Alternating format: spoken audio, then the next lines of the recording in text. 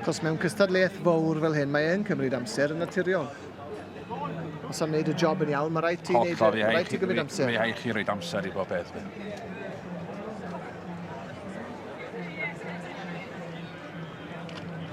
Dyna ni Jimmy McMillan yn cerdded tu ôl iddyn nhw unwaith yn rhagor. Mae'n dod draw at y gwartheg Dion. Mae'r gwartheg Dion yn edrych yn dda, boes.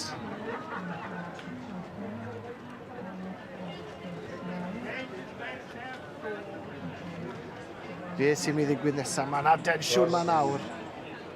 Falle mai dyma yw'r unig restr fer fydd. Ie, mae'n hapus, mae'n mynd i anerch. Debyg iawn. Anerch y dorf nawr.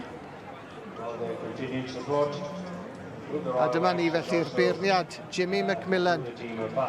Yn paratoi i afael yn y meicroffon. Felly fechgyn, fe newn ni dawelu am eiliad. I ni gael clywed beth yw i sylwadau fe felly ar bencampwriaeth y tîm o 5. A dyma ni'r Good afternoon, ladies and gentlemen. Just like to thank the Royal Welsh and the Livestock Committee for asking me to judge this prestigious competition, the team of 5. There's some outstanding teams, but at the end of the day, it's just my opinion at the end of the day. But I'd like to thank all the stockmen and women as well for coming out in this heat. It's pretty brutal.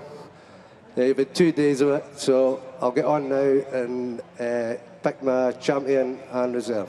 Thank you very much. I le mae'r beirniad yn mynd.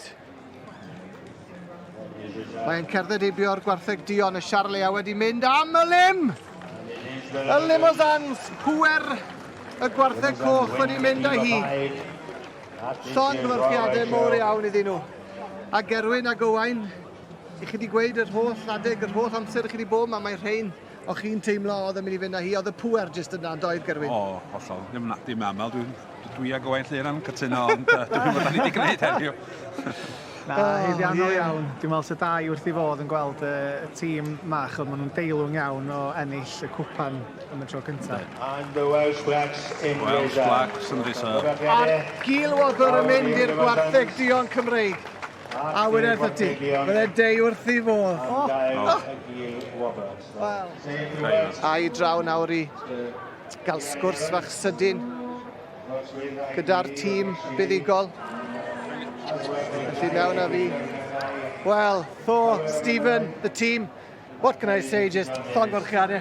What a magical show you've had, boys. Thank you very much. Yeah, it's been amazing, hasn't it? You know, from start to finish. You know, from coming out of the Yorkshire 4 days ago, one in yesterday, same today.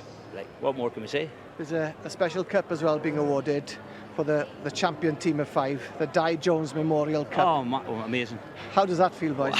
Yeah, that is just the topping on the cake. The icing on the cake, as they say. That's just amazing, you know. It's and I want to be presented day. first with it, if that's possible, please. You will be, boys.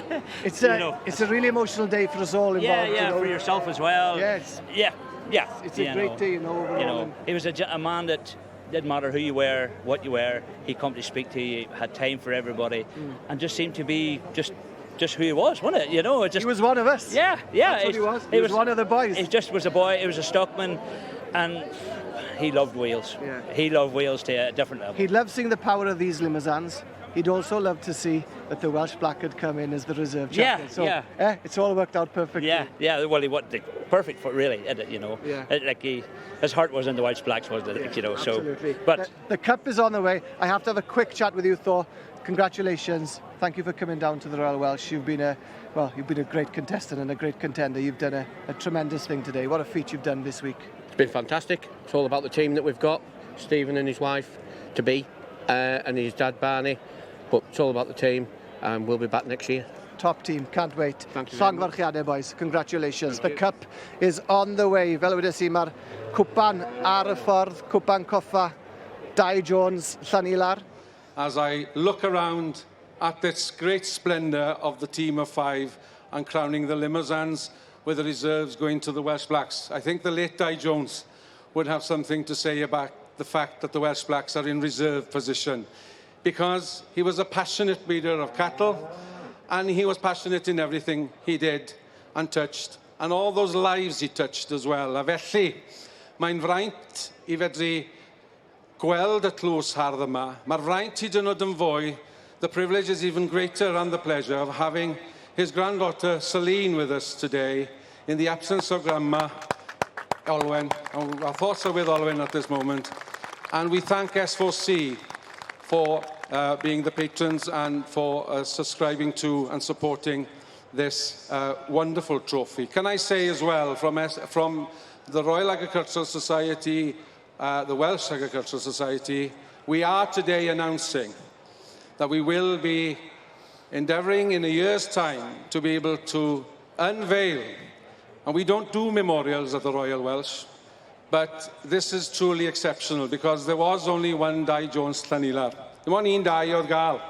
A dyma oedd I theatr a hwn oedd I bwlpit A fe fydd mewn blwyddyn, fe fydd na gofeb llawn byw o Dai Jones Llanilar gyda'i ffon figel yn edrych allan ar y cylch gwartheg gyda'r pafiliwn y gwartheg di Cymraeg yn asgwrn cefn tu ôl iddo. Drychwn ymlaen felly I fod nôl yma. Ond mae'n fraint I gael cwmni Mr Geraint Evans, cyfarwyddwr S4C a prifeithredraig S4C, prifeithredraig newydd S4C, Sian Doyle, llongyfarchiadau chi, ac I ni yma yn y gymdeithas yn ddiolchgar iawn. We're very fortunate to have your support as the Agricultural Society here in Wales, and we're very grateful for your support as well. Ychydig eiriau nawr wrth Geraint cyn fydd Celine yn cyflwyno'r gwobr hardd heddiannol hwn.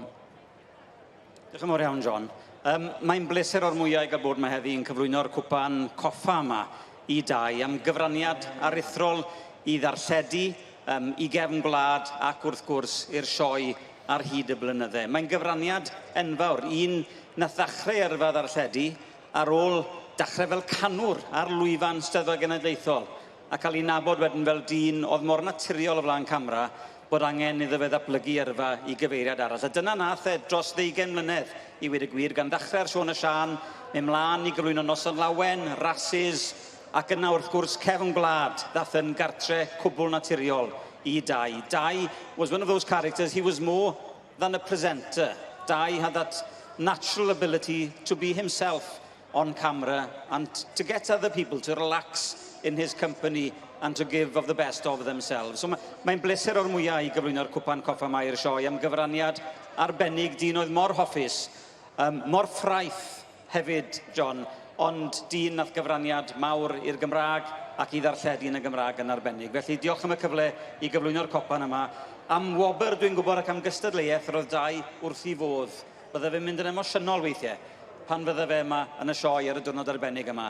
I was told that this was Dai's corner on a Tuesday afternoon and he would get very emotional watching this competition but would have been delighted to be here today, I'm sure, to see the standard that we have in front of us. Felly diolch i'r sioe, diolch am y cyfle I weid chydig eiriau, John, a diolch I chi fel tîm. Mae ofyn nawr I Celine felly I ymgymryd â cwpan tatgi a nad y fraint I yw alw fe'n ddatgi, ond i'r gweddill ohono ni, dyred I. Cyflwyno cwpan coffa Dai Jones Llanilar i'r pen campwyr y limosans yma yn y tîm o 5. Llongyfarchiadau mawr a coffa da yn Dai a drychwn I lan ar y cwmwltystion a gweud diolch Dai. Thank you. Thank you.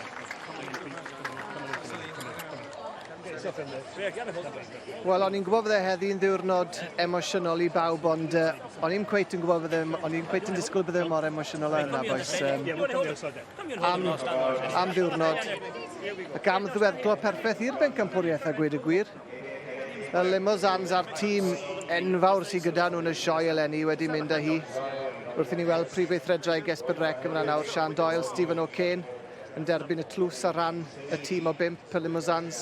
Celine wedyn wrth gwrs yma yn cyflwyno'r tlws ar ran teulu Dai, wyres Dai wrth gwrs yw Celine. Felly, diwrnod a ffrynhawn i'w gofio yma yn y cylch gwartheg yn Llanelwedd ac ar hynna o eiriau, ewn ni am egwyl fer.